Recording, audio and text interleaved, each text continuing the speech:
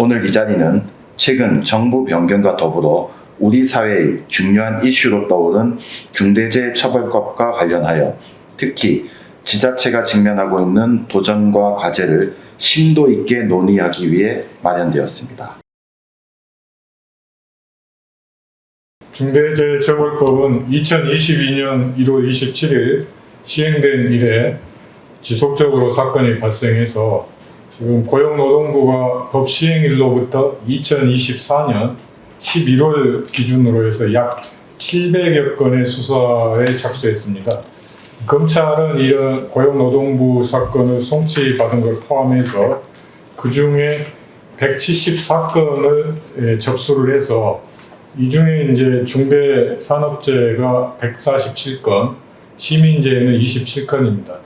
이 검찰은 2025년 5월 기준으로 약 90건을 기소를 해서 평균 기소율은 약 12% 정도입니다. 그리고 법원에서는 이 중에 44건이 선고돼서 5건이 무죄, 5건이 실형 선고가 났습니다.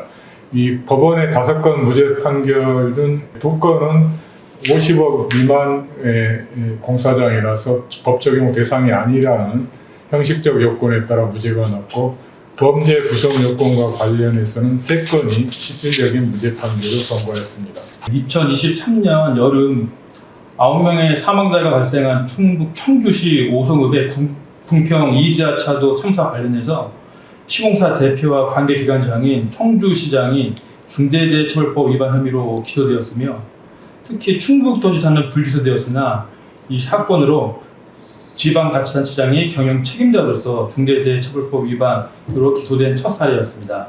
시설 관리를 위임을 받은 관내 교량, 터널 등 공정이용 시설에 관한 시민재해 예방을 위한 안전보건 관리 체계를 구축하고 이행을 해야 되고, 특히 이제 최고 경영 책임자로서 그 중처법상 최고 경영자만이 구조적으로 해결할 수 있다는 부분이 예산과 인력입니다.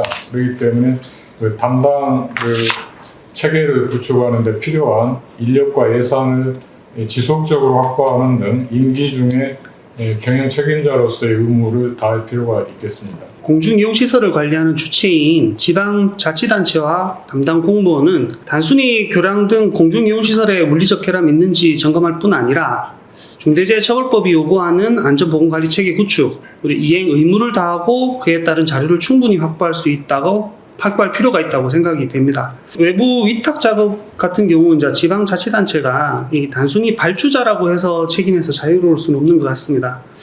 장흥군 나무 전지 작업 중 추락 사망 사건 사례에서도 보듯이 지자체가 발주하고 민간업체가 작업을 수행했더라도 실질적인 지휘 감독 책임이 있다면 중대재해처벌법상 수사 대상이 될 수 있습니다. 오송 지하차도 침수사고 사례에서 보듯이 자동 차단 시스템 관리 소홀, 배수시설 관리 부실, 위험 상황 모니터링 체계 미비 등이 주요 문제점으로 지적되었습니다.